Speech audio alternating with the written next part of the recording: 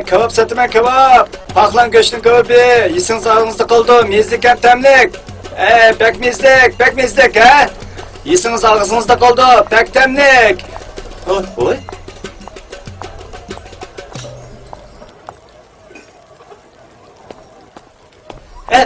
To'xtang. Ha?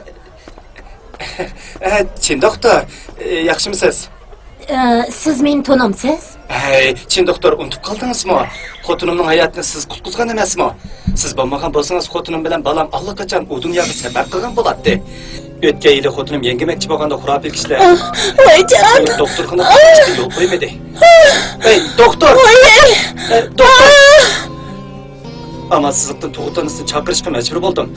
Xotinimning tug'uti qiyin bo'lg'achqa, tug'ut onasimi amal qilolmay, 120 ga jiddiy qutqarish markaziga telefon qildi.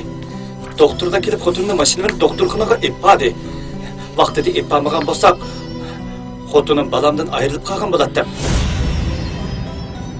Buning hammasi sizning to'yibingiz, chin doktor. To'g'ri. Esim keldingiz. Siz Mahmudku? Rahmat aytish hojasiz. Kasal davolab odam qutqizish bizning majburiyatimiz. Hozir xotin bolangiz yaxshimi? Nayt yaxshi. Xotinimning salomatligi tezda asli keldi. Balam sog'lom cho'ng bo'lyapti. Qani, chin doktor, kabobga marhamat. Men pishirgan kabobni yesingiz og'zingizda qoladi. Qani, eling. Rahmat. Ko'nglingiz tegil bo'ldi. Xizmat vaqti bo'lib qoldi. Men mang'ashtiray, ya. Savdingizning texmi ro'naq tepishini tilayman. Chin doktor, tuz qilmay yevelib oldin ish qilolmamsiz. Mahmud aka! Rizvan, tez chiqma.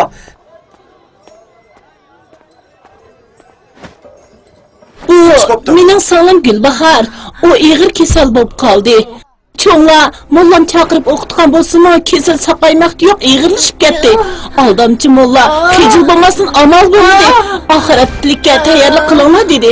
Shoma ansirab uni doktorxonaga olib ketyapman. Undaqda darhol doktorxonaga ko'rsam. Men siz bilan birga boray. Bo'ling. Chin doktor. Biz numarini ep bo'lgan. Gulbahorning kesilini bir ko'rib boqsangiz bo'pti. Tez kiringlar.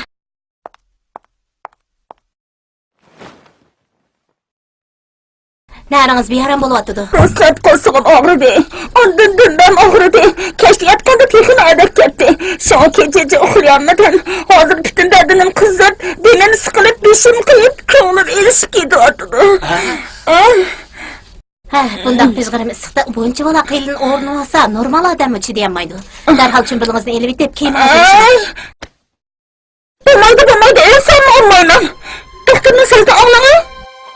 Ayollar badanni o'rib olsa, badan quyosh nuri bilan uchrashamay, badandagi kalsiy tar bilan iqib chiqib ketadi.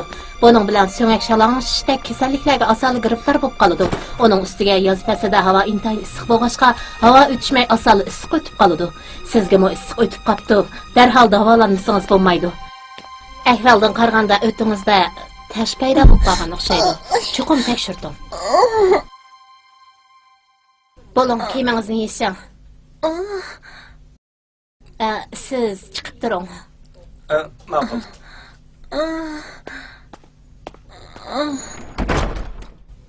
Endi chumbilingizni olsangiz bo'lar. Nima degan chiroyli qiz?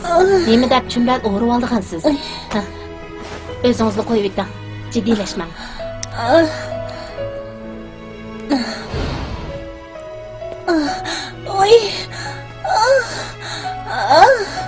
Bemorning tekshirish natijasi chiqdi. O'tida tosh bor ekan.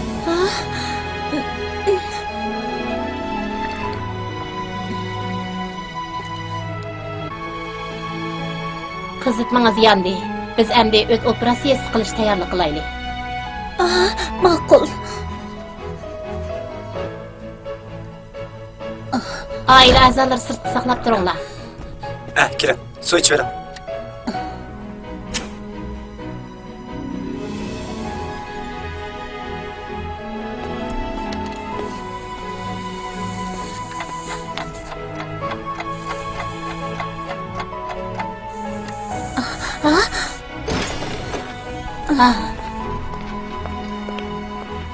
Chin doktor, salomning ahvoli qandayroq?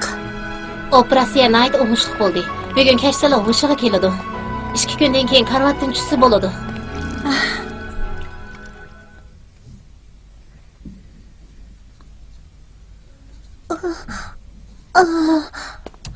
Gülbahar, ağır oşağızıq geldiniz. Menin çimbilim qini? Çimbilinizni tashlab etdim. Men tashlab etdim. Neymiş ki men narsamni tashlab etdisiz? Siz çimbilni nimancha yaxshi ko'rdigansiz? Ig'ir kasalga giribdor bo'lib hayotingiz xavf ichida qolgan bo'lsa-mu? Yana çimbilning gapini qilyapsiz-ku. Singlim, sizmi bir tarbiya ko'rgan odam-ku. Nemishqa asabiy ideyaning ta'siriga osonlik uchraydigansiz?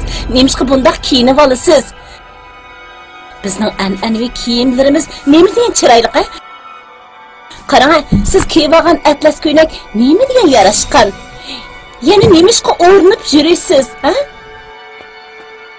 Rizvan to'g'ri deydi. Ko'zingizni yo'g'on ichib atrofga qarab beqing. Asabiy unsurlarning yaxshi emasligini hamma odam aniq biladi. Ular islom dinining aqidalarini burmilidi.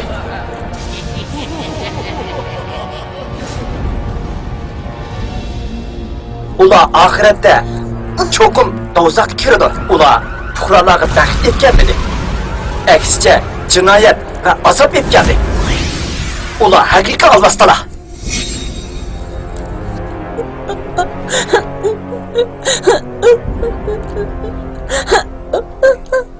Kechiringlar. Amaliyotda men buning xatoligini bilaman. Biroq mening o'zimga ishonchim yo'q. Mening yashashimning ahamiyati qolmadi. Men aslida usul maktabining o'quvchisidim. Kelgusida usul o'qituvchisi bo'lishni to'liq orzu qilardim. Keyin erim bilan tanishib muhabbatlashgandan keyin u mening usul o'ynashimni chekladi. Men erim uchun usul oyog'im bilan usul kiyimimni tashladim. Keyin u mening maktabga berishimga yo'l qo'ymadi. Onun deyishicha, maktabga berish jinoyatkan. Shuning bilan men o'qishdan chekinib, unga yotiq bo'ldim. To'y kunining o'rniga niqobli kiyim kiydim. To'ydan keyin u menga hech qanday ish qilg'izmay, ertadan kechgacha uyga solib qo'ydi. Meni televizor ko'rishdan, naqsha aytishdan, usul o'ynashdan chekladi. Agar men uning gapini anglamsam, u meni qattiq urardi. Qo'rqinchli bo'lgani, u meni o'zi bilan birga asabiy ideya tashviq qiladigan sinlinsini ko'rishga majbur edi. Uning deyishicha, u g'azotga qatnashmoqchi ekan. Faqat shunda qisla jannatga kira oladi ekan. Men nurg'un qitim bunday qilishning jinoyat ekanligi, asabiy unsurlarni uningda foydalanayotganlik to'g'risida nasihat qilgan bo'lsam-mu, u asadan Alloh baxmadi. Yaqinda u so'ravan terrorlik harakatiga qatnashib bu dunyo bilan mangulik xo'shlashdi. Bu uning menga bergan eng cho'ng sovg'asi edi. U qonga milangan qora qo'li bilan nurg'un begunoh odamlarga ziyonkashlik qildi. U meni baxtli qilaman dedi. Ammo men har kuni qo'rqinchli ham o'zimni ayblash ichida yashab, asabiylashish kesligiga giribman bo'ldim. Men quyoshga qarashdan qo'rqaman. Buzsiq atlab chiqishdan texmi qo'rqaman. Niqobli kiyimlarimni silib etishga jur'atim yo'q. Sirtki kishilarga tikilib qarashga paytlanmayman. Faqat kishilar orasidan jimjit g'oyib bo'lishini o'ylayman.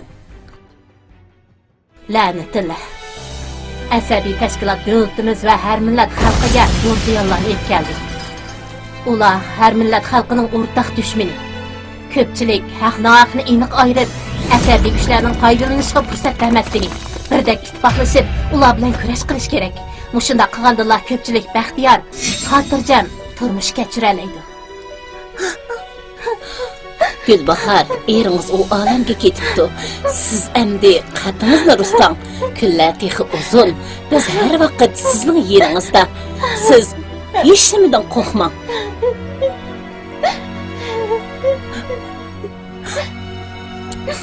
Siz hech nimadan qo'rqmang. Biz sizga hamroh bo'lamiz. Men sizlarning bu so'zinglarni anglab qaytadan uyg'ondim. Men bundan keyin o'zimni tuman ko'may, aslidagi o'zimni topaman. Usul o'ynayman. Arzuyimni ishqa oshiraman. Yana texi usul o'qituvchisi bo'laman. Yaraysiz. Ana to'g'ri bo'ldi Gulbahar. Doktorning ixlos bilan davolash orqasida Gulbahar sallamaza saqib doktorxonadan chiqdi.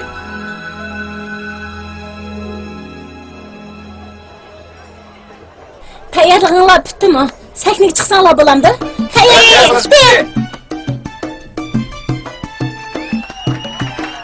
Hey, usul o'ynasangiz, kavob bilan mehmon qilaman. Shod-xuramlikqa to'lgan mashrab, mezili kavob sizni olamcha xushallikqa cho'mdirdi. Kelinglar, kelinglar.